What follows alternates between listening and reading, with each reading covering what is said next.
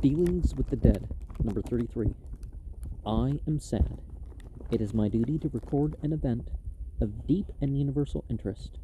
On Sunday night, precisely as the clock of the Old South Church struck the very stroke of 12, departed this life of no particular malady, but from a sort of constitutional decay, to which the family has ever been periodically liable, and at the same age at which his ancestors have died for many generations, a millesimus octagesimus quadragesimus octavus. It has been a custom in France and in other countries to send printed invitations to friends and relatives, inviting them to funerals.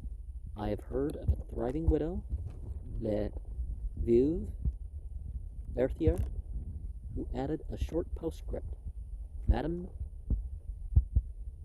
Berthier will be happy to furnish soap and candles at the old stand as heretofore. I trust I shall not be deemed guilty of a like indiscretion if I add, for general information, that the business will be conducted hereafter in the name of A.M.O.Q. Nonus. I did intend to be facetious, but for the soul of me I cannot. It is enough for me to know that the old year is dead and gone, and that the hopes and fears of millions are now lying in its capacious grave. Between the old year and the new, the space is so incalculably narrow that if those ancient philosophers were in the right who contended that an angel could not live in a vacuum, no angel in the flesh, or out of it, could possibly get between the two. The partition is thin as tissue paper, thin as that between wit and madness, which is so exceedingly thin as to be often indistinguishable, leaving us in doubt on which side our neighbors may be found when at home.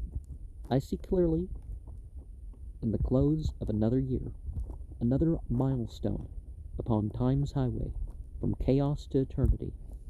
Is it not wise and natural and profitable for the pilgrim to pause and mark his lessening way? He cannot possibly yet know the precise number of milestones that lie between the present and his journey's end, but he may sometimes shrewdly guess from the number he has passed already. There is precious little certainty, however, in the very best of man's arithmetic on a subject like this, for at every milestone, from the very first, and at countless intermittent points, he will observe innumerable tablets recording the fact that myriads of travelers have stopped here and there, not for the want of willingness to go forward, but for the want of breath, not for the night to be awakened at the morning watch by the attentive host or the railway whistle, but for a long, long while to be summoned at last by the piercing notes of a clarion, loud and clear, which, as the bow of Ulysses could be bent only by the master's hand, can be raised only by the lips and the lungs of an archangel. Well, quadragesimus octavus hath gone to his long home, and the mourners go about the streets. A motley group it is, that band of melancholy followers. Upon this, as upon all other occasions of the same sort, true tears from the very wellspring of the heart, full together with showers of hypocritical salt water. The little children who must ever refer the orphanage to the year that is past are in the bound, and with them a few widowers and widows who have not been married quite long enough be reconciled to their bereavement. There are others who also have been divorced from their partners by death, and who submit with admirable grace, and wear their weeds of the very best make and fashion, by the way, with infinite propriety. It is quite amazing to see the great number of mourners who, though doubtless natives have a very Israelitish expression, and were phylacteries upon which are written 3 or 4 words whose import is intelligible only to the initiated, but which, being interpreted, signify 3% a month. Well, it's more of a Jewish thing. It probably was not universal among the Israelites or even the tribe of Judah. None seem to wear an expression of more heartfelt sorrow for the departure of Quadragesimus Octavus, during whose existence, being less greedy of honors than of gain, well, a 5-part name like that, who needs extra titles, right? They were singularly favored, converting the necessities of other men into an abundance of bread and butter for themselves. In the melancholy train we behold a goodly number of maiden ladies dressed in yellow, which is the mourning color of the Egyptians, and some of these disconsolate damsels are really beginning to acquire the mummy complexion. It happened that, as the old year expired, they were just turned of 30. There are others who have sufficient reason to mourn, and whose numerous writings have brought them into serious trouble. Their works, commencing with a favorite expression, for value received, I promise to pay, owing to something rather pointed in the phraseology, were liable to be severely criticized so soon as the old year expired. The lovers of parade and show and water celebrations and torchlit processions, trumpeting and piping merrymakings, and huzzahings, the brayings of stump orators, and the intolerable noise and farrago of electioneering, the laudings and vituperatings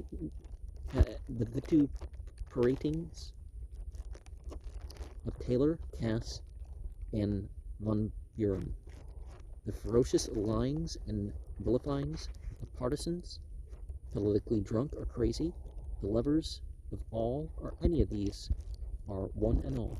Attendance at the funeral of Quadragesimus Octavus, the good old year is gone, and in the words of a celebrated clergyman to a bereaved mother, would not be comforted, but wailed the louder the more he pressed upon her the duty of submission. What do you propose to do about it? I cannot answer for you, my gentle reader, but I am ready to answer for myself. As an old sexton, I believe it to be my duty to pay immediate attention to the very significant command, whatsoever thy hand findeth to do, do it with thy might. For there is no work, nor device, nor knowledge, nor wisdom in the grave, whither thou goest. If good old Samuel had been an undertaker, he could not have said more confidently than I do at this moment, whose corpse have I taken? Or whose shroud have I taken? Or whom have I defrauded? Or whom have I buried? East for west, or wrong and foremost? Of what surgeon have I received a fee? Or skeleton, to blind mine eyes withal? I have neither the head nor the heart for mystical theology.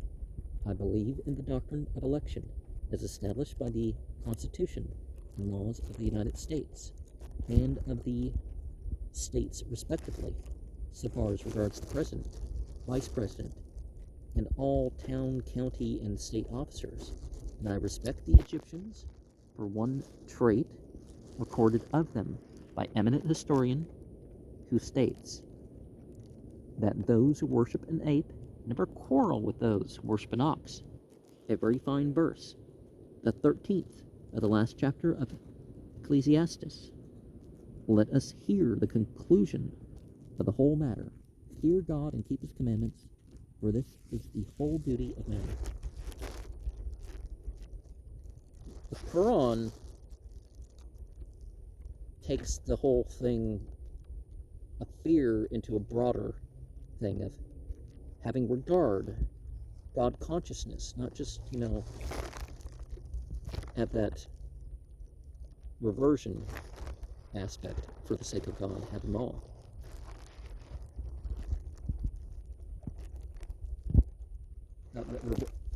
Revulsion or whatever, repelling.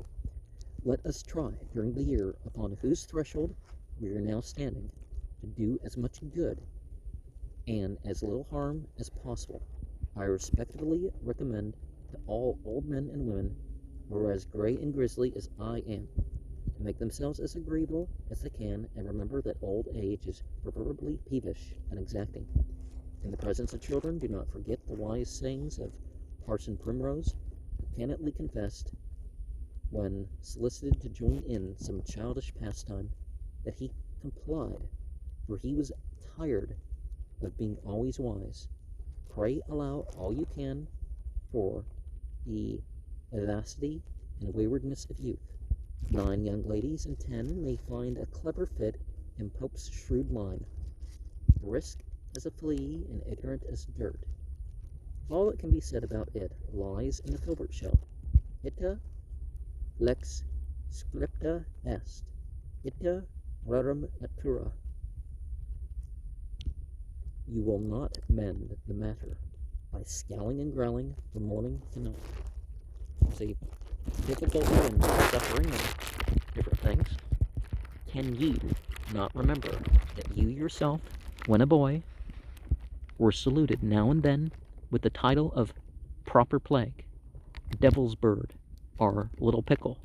I can. Some years ago, my very worthy friend, the Reverend John S.C. Abbott, did me the kindness to give me one of his excellent works, The Path of Peace. The preface contains a very short and clever incident, of whose applicability you can judge for yourself. Mother, said a little boy, I do not wish to go to heaven. And why not, my son? Why, grandfather will be there. Will he not? Yes, my son, I hope he will. Well, as soon as he sees us, he will come, scolding along, and say, Whew, whew, whew. What are these boys here for? I'm sure I do not wish to go to heaven, if grandfather is to be there. This is a short tale of a grandfather, but it is a very significant story for its length, and calculated, I fear, for many meridians. Well, here we are, in the very midst of bells and bonfires, screaming for joy in honor of the new year, with our spandy new weepers on for the old one.